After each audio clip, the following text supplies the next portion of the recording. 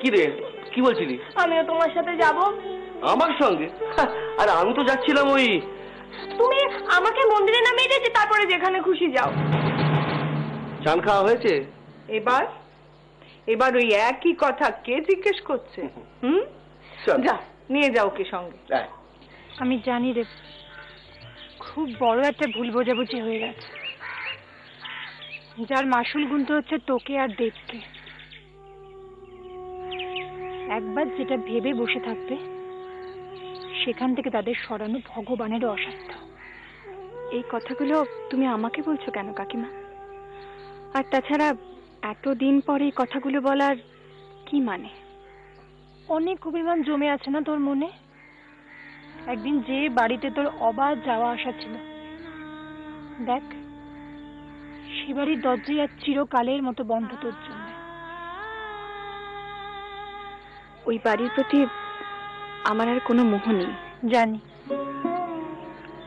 সব জানি, আর জানি বলি তো তোকে আজকে বলছি। মন্দিরে ভগবানের সামনে দাঁড়িয়ে তোকে বলছি, তোর বাবার উপর চাপানো সব অপবাদের বোঝা একদিন ঠিক নেমে যাবে। তুই দেখিস, ভগবান সাক্ষী রইলেন আমার কথা। কি হয়েছে গো? এদিক থেকে চিৎকারের আওয়াজ এলো মনে হলো।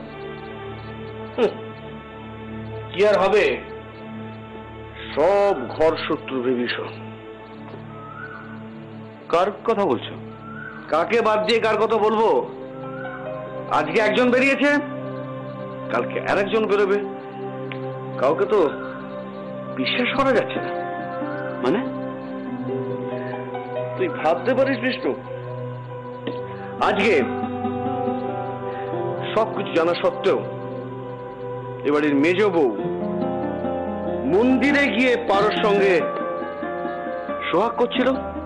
কি বলছো দাদা? ঠিকই বলছি। যতবার ওদেরকে দূরে সরাবার চেষ্টা করছি, কেউ না কেউ ওদেরকে কাছে টানার চেষ্টা করছে।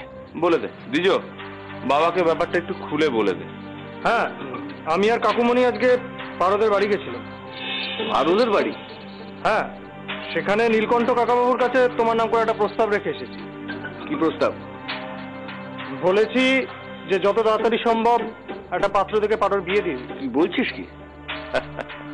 আর এই প্রস্তাব শুনে আমাদের সামনেই তো নীলকণ্ঠ দাদা একেবারে বিছানা নিল জানো।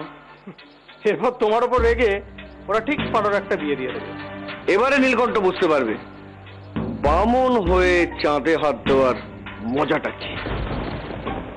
সেই তুমি ধরে নাও নীলকণ্ঠর মেয়ের এবাড়ির চৌকাঠ পেরোতে না পারার বন্দোবস্ত একেবারে পাকা। বাহ, নিজেদের মান সম্মানের লড়াইয়ের মধ্যে বাচ্চা ছেলে মেয়েগুলোকে কেন টেনে আনছো? বসুদা, সব কথা না জেনে কথা বলো না। কেন? এসব কথা আবার আমাকে জানতে হবে বুঝি? আমি চিনি না তোমাদের? বৌদি, আসলে আমি আসল নকল কিচ্ছু বুঝি না। আমি শুধু জানি যেটা হচ্ছে সেটা আমার দেবের জন্য খারাপ হচ্ছে। মা, আর তোমার দেব এবারে যে নাম ডোবাচ্ছে তার বেলা? তুই চুপ কর, তোর সঙ্গে আমি কথা বলছি না দিজ।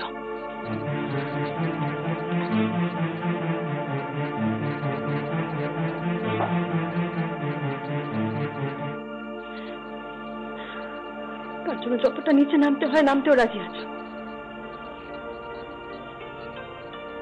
কেন? ছেলেটাকে একবার কাছে ডেকে বোঝানোর চেষ্টা করো না। দেখো না বোঝে কিনা।